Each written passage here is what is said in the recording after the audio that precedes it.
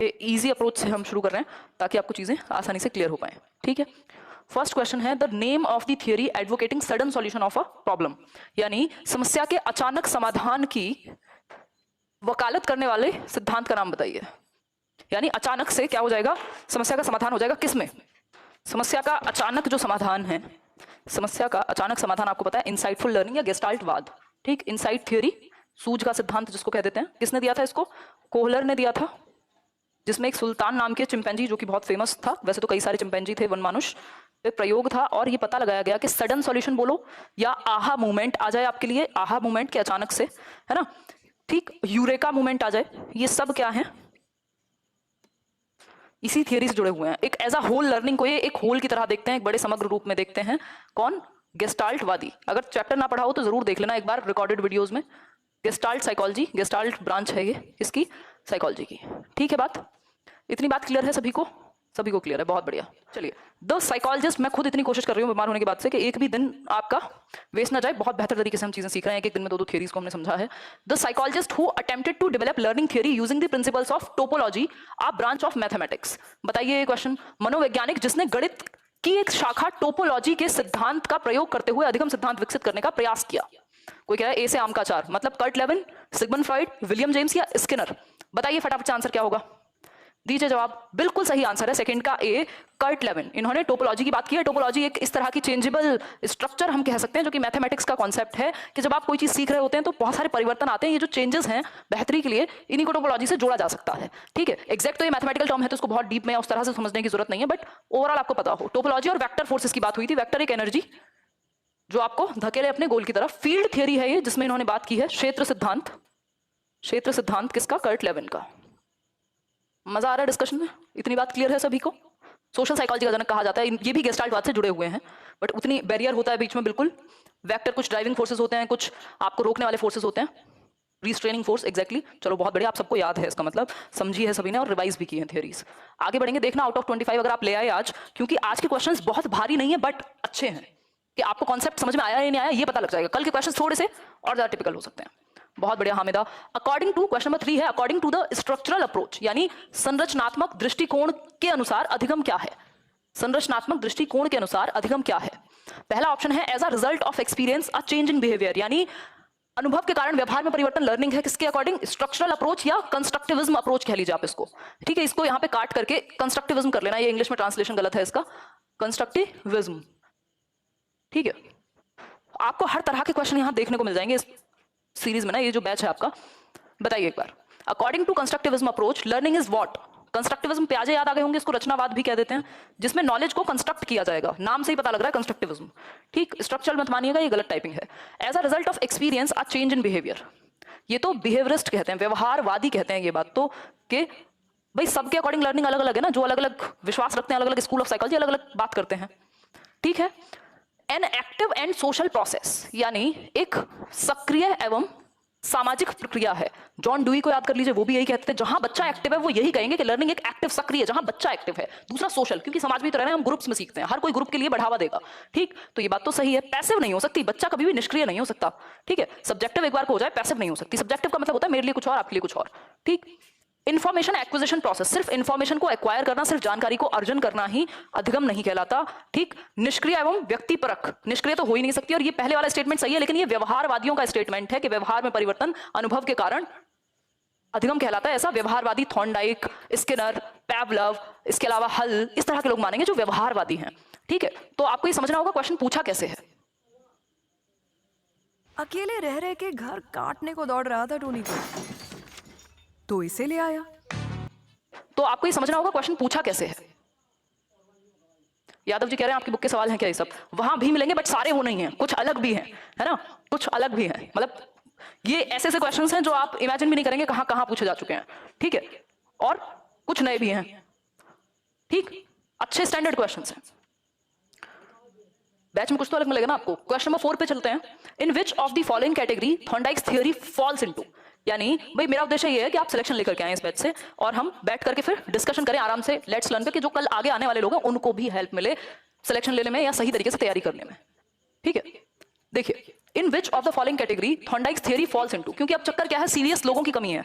ऐसा नहीं है कि कंपटीशन है, कंपटीशन 10-15% लोगों में होता है, आधे तो कुछ परसेंट तो जाते ही नहीं है पेपर देने, कुछ परसेंट सीरियस ही नहीं होते, उनको बस टाइम पास के लिए घर वालों को बता रखा है कि पढ़ाई कर रहे हैं, कुछ परसेंट कंसिस्टेंट नहीं रह पाते, वो लगातार काम ही नहीं कर पाते, है ना, उनको लगातार पढ़ने में मजा नहीं आता, जब मूड हुआ पढ़ लिए, है ना, जैसे मुझे साइकोलॉजी में या पेडागोजी में बहुत मजा आता था, बाकी सब्जेक्ट में ठीक है पढ़ लिए और बीच में एक कंटिन्यूटी ब्रेक हो गई तो नहीं है, मानिए आप यूट्यूब पे ज्यादा फोकस है, तो ये क्या होगा, ऑब्वियस है कि कंपटीशन बहुत ही कम 10-15% लोगों में है जो लगातार मेहनत भी कर रहे हैं, जिनमें क्षमता भी है और जो सीख भी रहे हैं।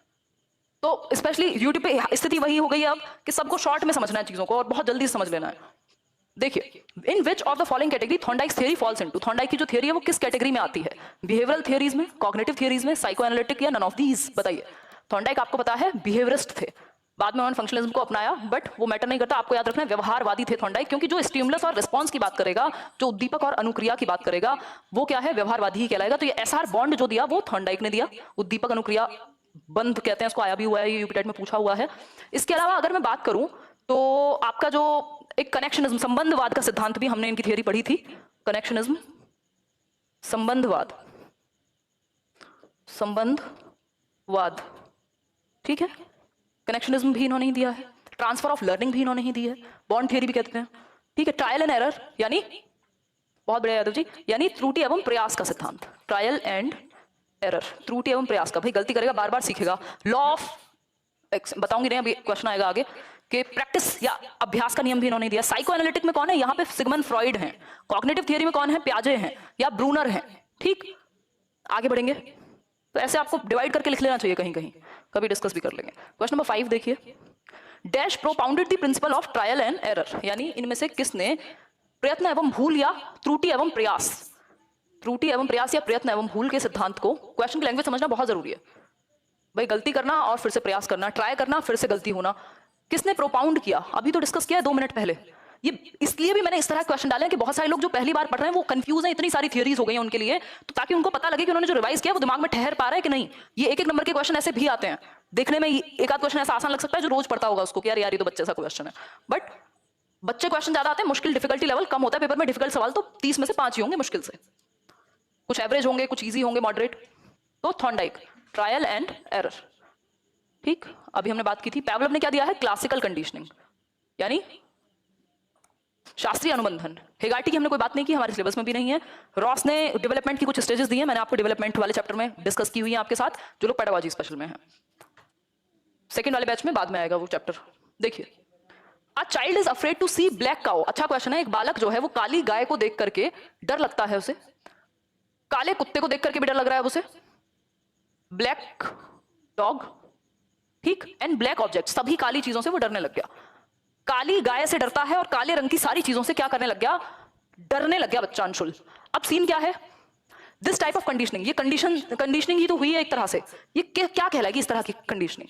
भाई काली चीज से, मान लो कभी आपको किसी चीज से काले तार से करंट लग गया था, अब आप सारी काले तारों से या सारी काली चीजों से डरते हैं, केबल से भी डरते हैं, काले कैमरा से भी डरते हैं, काली गाय से भी डरते हैं, है ना, तो ब्लैक कोट से भी डरते हैं। इसका मतलब क्या हुआ, आपने क्या कर लिया, क्लासिकल कंडीशनिंग तो है ही ये, स्टिमुलस जनरलाइजेशन है टू बी स्पेसिफिक।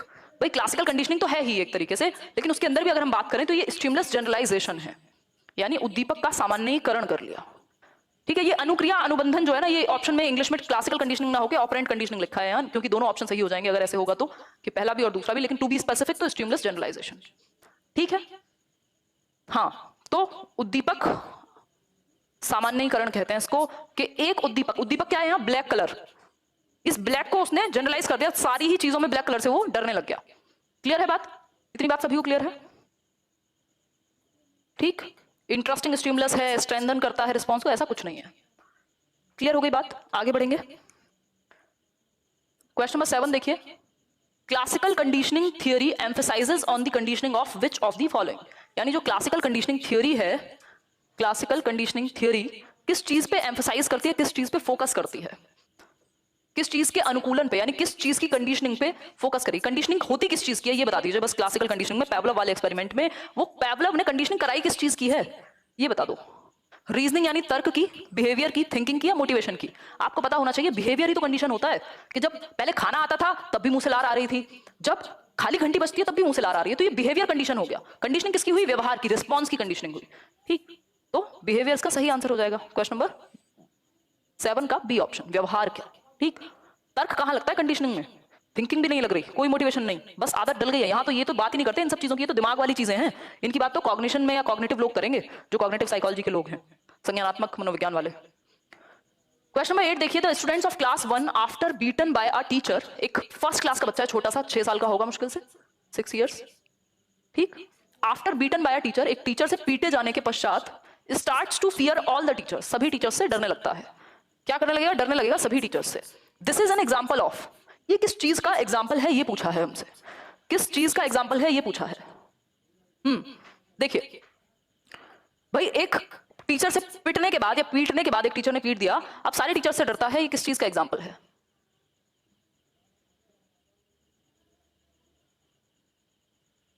दोनों ही बातें हैं यादव जी, जिनका बेसिक कॉन्सेप्ट बिल्कुल क्लियर है थियरीज को लेके, उनको थोड़ा सा आसान भी लगेंगे और आपकी समझ भी बेहतर हो गई है, ये दर्शाती है।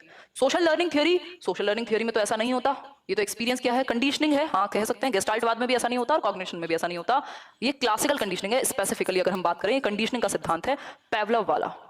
क्या हुआ? स्टिमुलस जनरलाइजेशन हो गया, जस्ट पुराने क्वेश्चन की तरह कि अब वो एक टीचर से पिटने के बाद सबसे डरता है, ठीक।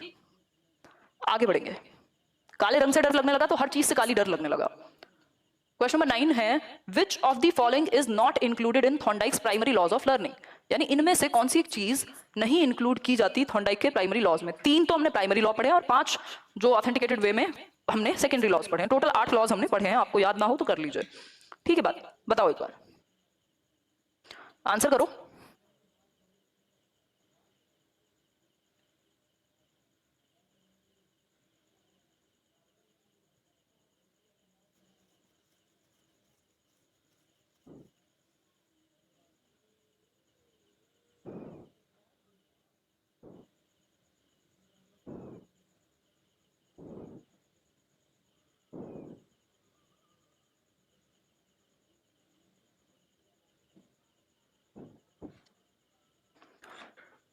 देखिए एक बार, कोई कह रहा है not included law of associative shifting, हाँ प्राइमरी लॉज में नहीं है, ये सेकेंडरी लॉज में है।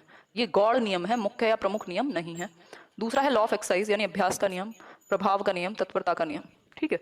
ये तीनों ही प्राइमरी लॉज हैं। एक्सरसाइज यानी प्रैक्टिस, इफेक्ट यानी प्रभाव, किसी चीज का पड़ता है तो दोबारा करते हो, रेडनेस यानी तत्परता, तीनों सही हैं। बट पहला जो है ये सेकेंडरी लॉज का उदाहरण है, ना कि साहचर्यात्मक जो स्थानांतरण है वो गौड़ नियमों का उदाहरण है, ना कि प्राथमिक नियमों का।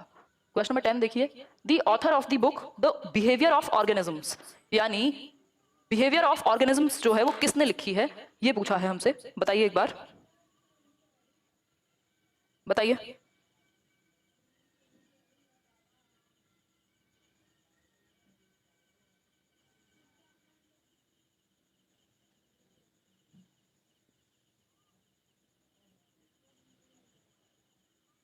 आपके ये नहीं चल रहे हैं कमेंट्स, आंसर कीजिए। 10th का बी यानी हल, अरे नहीं भाई, ये है स्किनर की पहली किताब, 1930s के अराउंड आई थिंक आई थी, बहुत ही फेमस बुक है, the behaviour of organisms, the behaviour of organisms. अब ये बहुत फेमस बुक है इसलिए पूछ रहे हैं, नहीं तो सारी किताबें आपको याद रखने की जरूरत नहीं है, बट जितनी हो जाए ठीक ही है ना, एक आध नंबर फंसे तो फंस जाए। कोई कह रहा है ऑपरेंट कंडीशनिंग और क्लासिकल कंडीशनिंग में क्या अंतर है, बहुत जल्दी जाके आप देखिए।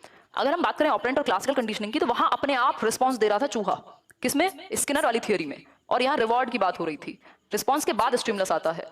जो पैवलव है उसमें पैवलव में एक स्टिमुलस से दूसरे स्टिमुलस को जोड़ के अपने हिसाब से बिहेवियर को चेंज करा लिया गया, ठीक। तो ये है मेन डिफरेंस दोनों के बीच में।